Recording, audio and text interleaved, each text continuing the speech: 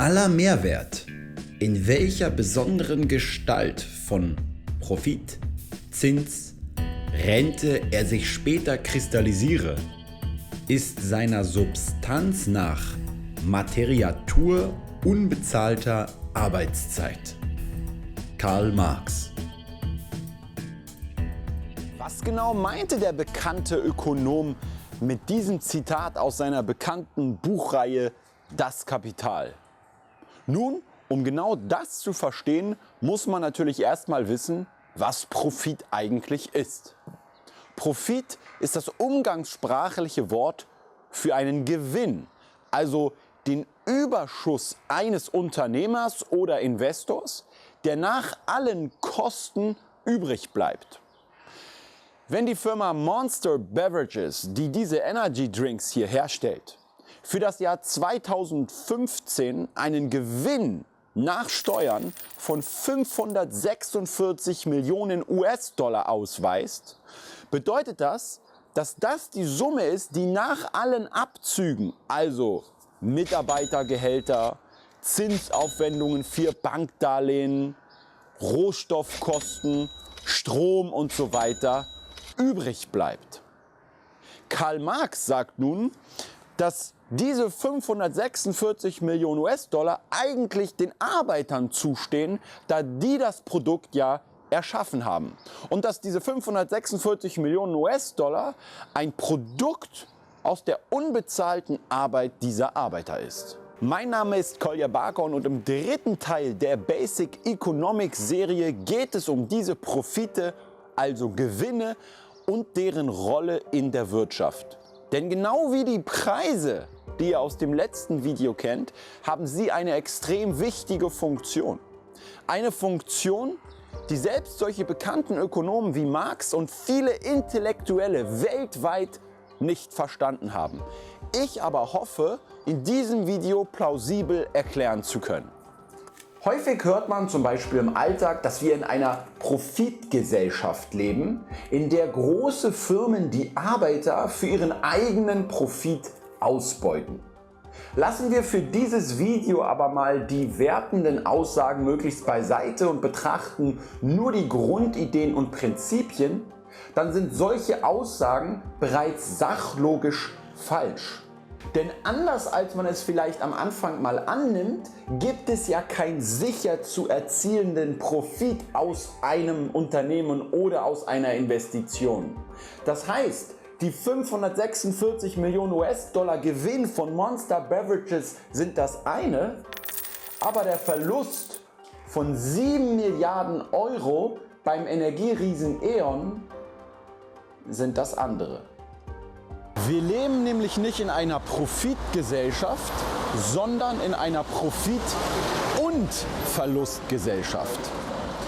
Genau wie ein Unternehmen also Profite erzielen muss, um zu überleben, muss es auch versuchen, Verluste zu vermeiden, um nicht vom Markt wieder zu verschwinden.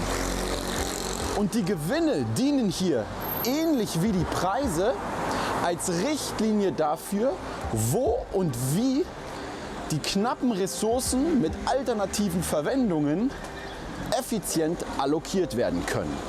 Mache ich zum Beispiel als Betreiber dieses Cafés hinter mir einen Gewinn, ist das ein positives Zeichen des Marktes, also den ganzen Leuten, die dort ständig essen gehen und trinken gehen, dass ich mein Geschäft fortführen sollte und Investitionen ausweiten kann.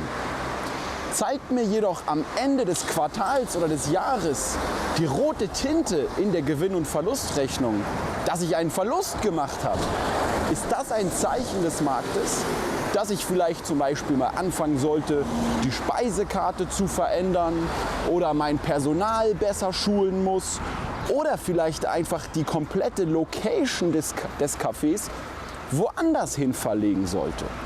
Tue ich das nicht, bin ich schneller vom Markt gefegt, als es mir lieb ist. Und diese Verluste und Pleiten gibt es ständig in der Wirtschaft. Von 100 neu gegründeten Unternehmen sind nach circa 5 Jahren fast die Hälfte wieder pleite gegangen.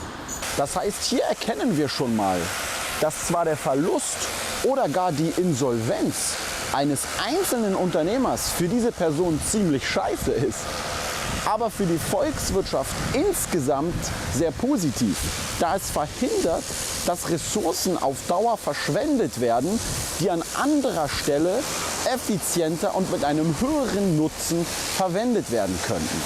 Aber springen wir nicht gleich wieder auf die volkswirtschaftliche Ebene, sondern betrachten wir die persönliche Situation von uns Menschen. Die Möglichkeit, etwas zu erschaffen und davon zu profitieren, zum Beispiel so ein Hotel, wie es hinter mir steht, zu gründen und zu bauen, bildet ja einen enormen Anreiz für uns, überhaupt erst damit anzufangen, die ganze Zeit zu investieren und so weiter und so fort. Wenn wir uns bewusst machen, dass jede Geschäftsmöglichkeit nicht nur die Aussicht auf Gewinn mit sich bringt, sondern auch das potenzielle Risiko eines Verlustes. Stell dir mal vor, ein Unternehmer dürfte keinen Gewinn für sich behalten. Warum sollte er dann überhaupt erst anfangen, ins Risiko zu gehen und seine Idee umzusetzen? Viele Nächte, Wochen, gar Jahre investieren ohne die Aussicht auf Erfolg.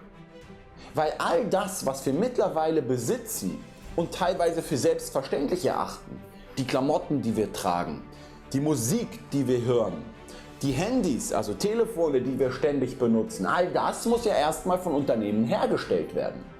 Dafür brauchen sie natürlich neben den Arbeitskräften auch Kapital. Und dieses Kapital kostet wiederum Geld. Warum? Weil die Investoren natürlich dafür, dass sie auf ihr Geld verzichten temporär, auch belohnt werden wollen in Form von Rendite, also wiederum Gewinn. Und na klar, natürlich könnte man jetzt wieder wie damals einen König installieren, ja, der sagt, passt mal auf, ich, der weise König, bestimme was und von wem und wo produziert wird. Und wer nicht hört, dann zack, wird einfach der Kopf abgehackt. Aber ich denke mal, es wird so langsam klar, was das bessere Anreizsystem ist, oder? Die Aussicht auf Gewinn einerseits und die Bedrohung durch Verluste andererseits bildet für den Unternehmer eine Art Zwangskorsett, welches ihn ständig dazu anregt, seine Produktionskosten von dem, was er herstellt, zu senken und das Maximale von dem zu verlangen, was der Kunde bereit ist zu zahlen. Wie wir aber gleich noch sehen werden, ist das auch für den Kunden besser, wenn an ihm ein Profit gemacht wird. Nehmen wir mal ein einfaches Beispiel, einen Gemüseladen. Vielleicht denkst du dir, Profite sind doch Abzocke, Kolja. Denn schau mal, wenn Gustav jetzt 100 € an seinem Kunden verdient, obwohl ihm das Gemüse nur 50 € gekostet hat, dann könnte er es ja auch für 50 € verkaufen, um fair zu sein. Dann könnten es sich auch viel mehr Leute leisten, richtig? Viele Menschen sehen Profite tatsächlich als eine Art Abzocke, die die Produkte teurer machen, als sie eigentlich sein müssten. Aber ist das wirklich so? Springen wir mal in die echte Praxis, wo es nicht nur einen Gemüseladen gibt, sondern viele, die miteinander im Wettbewerb um den Kunden stehen. Wir haben ja bereits gelernt, dass ein Unternehmen wie zum Beispiel Aldi Produkte verkauft, um einen Gewinn zu erzielen. Wir haben auch gelernt, dass von diesem Umsatz, welches Aldi mit den Produkten macht, erstmal ganz viele Kosten wieder abgezogen werden, bevor am Ende ein Gewinn übrig bleibt. Nun hat so ein Unternehmen dadurch den Anreiz, die Produktionskosten ständig nach und nach runterzubringen, also effizient zu wirtschaften, vor allem im Bewusstsein darüber, dass nebenan der Konkurrent lauert, der natürlich die Kunden wegschnappt, wenn die Produkte zu teuer werden. Das heißt, in einer Marktwirtschaft steht ein einziges Unternehmen immer in Wettbewerb mit vielen anderen Unternehmen. So, ich war jetzt gerade mal drin bei Aldi und habe mir dieses leckere Buttercroissant gekauft. Für einen Preis von genau 29 Cent. Und jetzt rate mal, wie viel Gewinn macht Aldi an diesem einen Buttercroissant? Ich kann dir verraten, dass solche Kaufhäuser eine extreme geringe Gewinnmarge haben. Das heißt, Aldi wird auf dieses Croissant vielleicht 0,5 oder 1 Cent Profit nur machen. Da aber die Kassen natürlich den ganzen Tag am Klingeln sind, kann das natürlich am Ende des Tages einen unglaublichen Gewinn ausmachen. Und jetzt stell dir doch mal vor, dass die Bäckerei, die diese Croissants herstellt, auch Aldi gehört und es auf einmal aufgrund einer genialen Idee eine unglaubliche Innovation gibt, die Aldi erlaubt, diese Croissants viel, viel günstiger zu produzieren. Sagen wir mal, sie könnten damit jetzt 50% mehr Gewinn auf einmal machen. Das heißt, entweder sie streichen den zusätzlichen Gewinn selbst ein, oder aber sie denken sich, wir verkaufen jetzt die Croissants nicht mehr für 29 Cent, sondern zum Beispiel für 25 Cent und locken damit mehr Kunden von Lidl weg hin zu uns. Lidl hätte natürlich damit dann wieder ein großes Problem und müsste selbst bei Innovationen nachrüsten. Und dieser Wettbewerbsdruck sorgt dafür, dass die Produkte im Kapitalismus tendenziell immer günstiger und besser für uns Konsumenten werden. Der Gewinn dieser Unternehmen und Unternehmer ist also der Preis, den wir Konsumenten für die Effizienz in der Wirtschaft zahlen müssen. Wären jetzt die Kosten dieser Profite höher als der Wert der Effizienz, dann könnten ja einfach Non-Profit-Unternehmen die Produkte viel günstiger produzieren und wir würden alle dort einkaufen. Aber genau das ist in der Wahrheit nicht der Fall. Und genau deswegen ist es auch so wichtig, dass Unternehmen einen Gewinn erzielen, weil wir sonst nicht nur viel mehr insgesamt für ein Produkt zahlen müssten, die Preise also höher wären, sondern weil es auch viel weniger Produkte insgesamt geben würde. Genauso wie der Gewinnanreiz die Unternehmen dazu bringt, die Kosten zu senken, regt er auch zu Innovationen an, die weitere Kosteneinsparungen und Produktivitätssteigerungen mit sich bringen. Wie das zum Wohle des Endverbrauchers sein kann, zeigt eindrucksvoll das Beispiel um John D. Rockefeller aus dem Buch Basic Economics. Der Preis von Öl wird ja allgemein bekannt pro Barrel angegeben. Und zwar deshalb, weil früher Öl in diesen Fässern transportiert wurde. Heute wird es in riesigen Tankern und Zügen transportiert.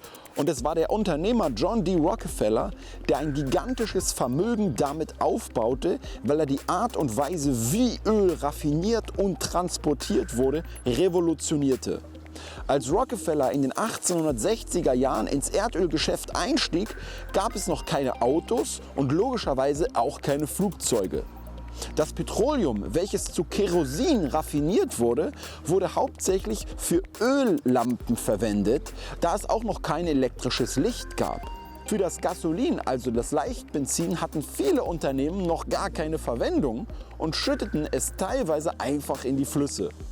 Rockefeller fing als erstes an, Öl in riesigen Tankwagen auf Zügen statt in Barrels zu transportieren, was ihm große Kosten einsparte und seine Profite im Gegensatz zur Konkurrenz steigen ließ. Dies erlaubte ihm, viele Wissenschaftler einzustellen, die weitere Möglichkeiten für die Abfallprodukte fanden, wie zum Beispiel Vaseline oder Farben. Auch das Gasolin begann er einzusetzen. Dies erlaubte ihm, sein Kerosin für Lampen viel günstiger zu verkaufen als die Konkurrenten. Jetzt mögen einige wieder sagen, dass dieser Wettbewerb Jobs gekostet hat und so weiter. Aber genau das ist ja wichtig, denn das Ergebnis dieser Innovation war, dass der Ölpreis innerhalb von 10 Jahren ab 1865 von 58 Cent pro Gallone auf 8 Cent pro Gallone sank. Was dazu führte, dass viele Leute sich zum ersten Mal Licht in der Wohnung leisten konnten und nicht mit dem Sonnenuntergang zusammen ins Bett gehen mussten. Viele Dinge, die für uns heute selbstverständlich sind, gibt es nur deshalb, weil Unternehmer und Investoren in innovative Projekte und Ideen investieren. Und viele gehen dabei auf dem Weg pleite. Wir verdanken diesen Menschen unseren Wohlstand und mit zu diesem Wohlstand in der Wirtschaft tragen Profite und Verluste bei. Und ich hoffe, ich konnte mit diesem Video mal ein bisschen rational erklären, warum eigentlich Profite, aber eben auch Verluste wichtig für eine Wirtschaft sind, genau wie die Preise und genau wie die Erkenntnis, dass alle Ressourcen knapp sind und alternative Verwendungen haben. Denn davon hängt immer alles in der Wirtschaft ab. Und im nächsten Video, im 4. Teil, geht es jetzt mal um die Rolle der Börse. Weil auch hier gibt es zahlreiche Trugschlüsse, Missverständnisse. Viele bezeichnen die Börse als reine Zockerbude und vergessen auch hier, welche Funktion eigentlich eine Börse in der Wirtschaft hat. Darum geht es dann im nächsten Teil. Hat mich riesig gefreut, wenn du bis hierher angeschaut hast. Würde mich freuen, wenn du einen Daumen hoch da lässt. Natürlich nur, wenn dir das Video geholfen und gefallen hat. Und ansonsten bin ich gespannt auf dein Feedback. Bis zum nächsten Mal.